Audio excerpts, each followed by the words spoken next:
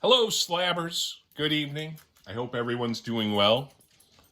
The long-awaited part 2 of the CGC rant is what's on the agenda tonight. And I teased this a little bit when I was meandering in my last CGC what the hell kind of thing.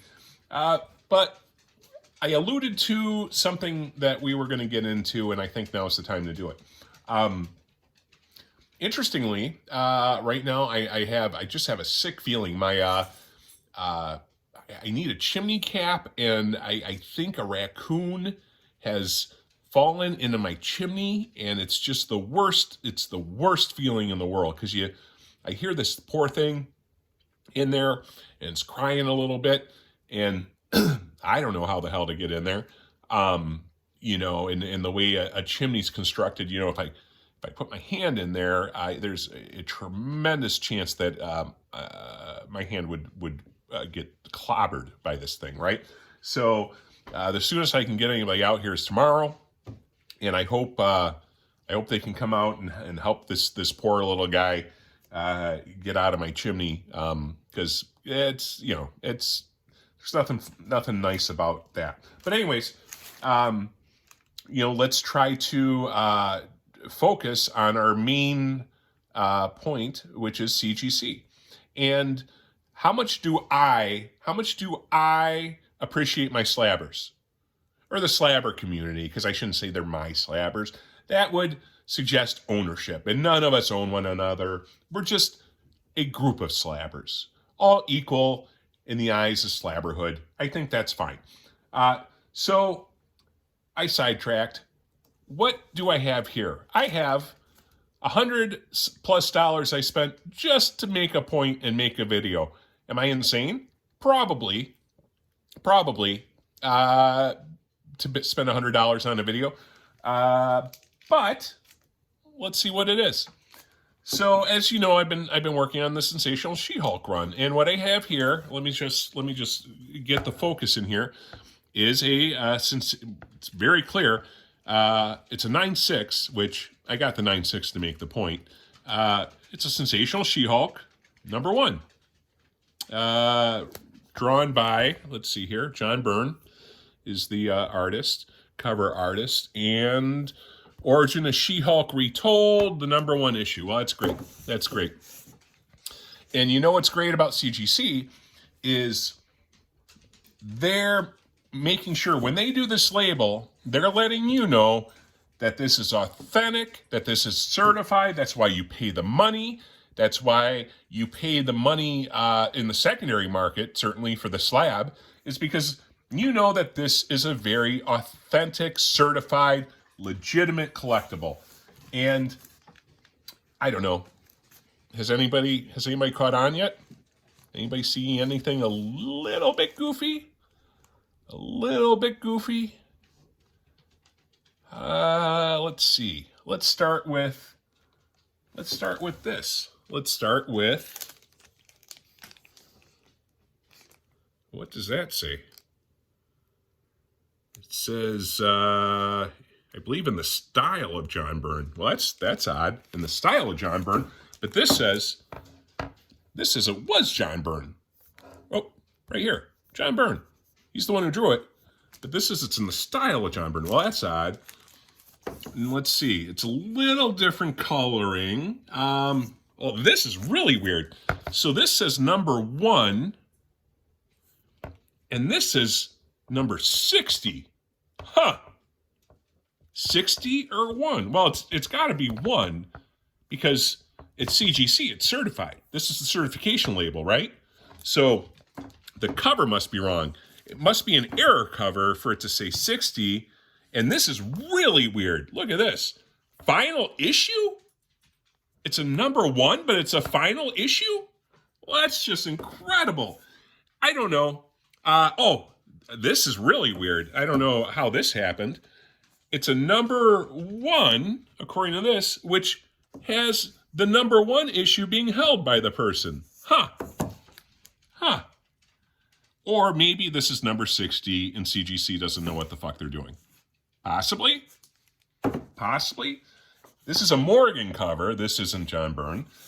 There's 1, 2, 3, 4, 5. There's at least 5 to 6 different things that make this a different cover than number 1. And I get it from a distance, right? Like if I did this, and I'm like, hey guys, I got a She-Hulk number 1, pretty cool, right? I think you'd probably say, yeah, it looks fine to me from this distance. But here's the thing. Final issue, number 60. Like, you know, it's not like you got to crack, some code to figure this out. The information's right there for you. So how is this a CGC rant? Well, here's my question is how are we supposed to be so trusting of their certifications and their grades, right? They're spending time. What's the anytime you call them and say, hey, why is it taking so long for my order? They're saying, well, we don't compromise quality. We don't compromise quality. Well, then you should spend the time to know which book it is that you're grading, right? And how has this become an issue? Well, look at something like Ultimate Fallout 4 and the facsimile. So there's some minor differences between the facsimile and the original. And, you're talking about thousands of dollars of difference between the two. The facsimile has a slightly different color marble. Like, that's the easiest way to know that, right? It's a little bit different marble, and the spacing on the barcode's a little bit different. I think those are probably the two most obvious things. To me, I always look for the marble coloring, which is, just the easiest.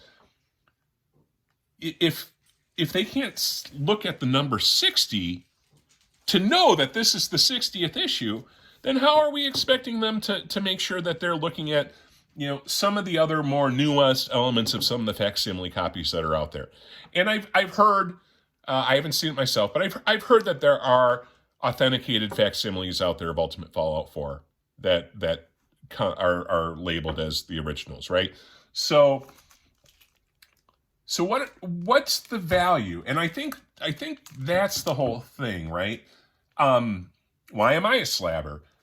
I am very attracted to the idea of protecting the book, right?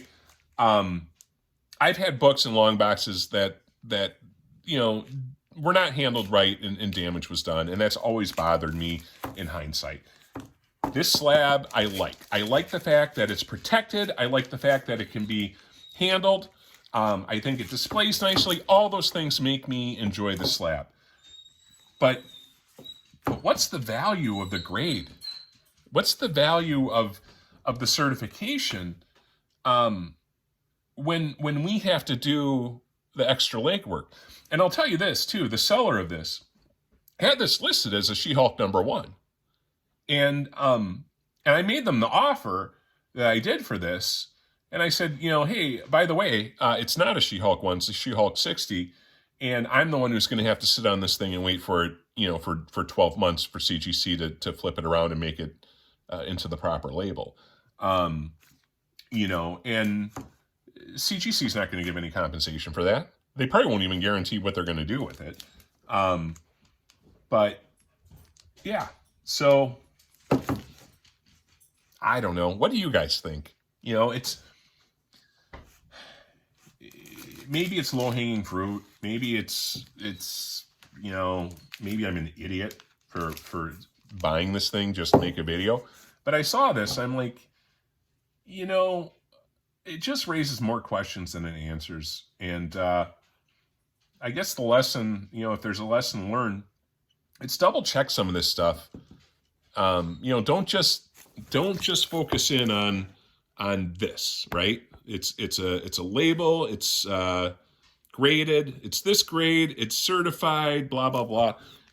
I think it's worth the extra time to go through and look through this stuff. I just bought a 9.8, a Campbell cover 9.8, and there's a pretty significant tick in it, right? And I mean, I know everybody says, well, once it's graded, it's that grade, but I know that tick's there. I know it probably isn't really a 9.8, and that can bother me. So anyways, this is part 2 of the rant, And I'm not even getting that loud because I think it just kind of speaks for itself. But I'm sincerely, honestly curious what you guys think. So leave some comments. Let's start a conversation about this. And tell me this: what's your worst experience with CGC that you've had? Well, why don't we start with that and see what stories are out there? Thanks everybody for spending some time with me, and have a great night.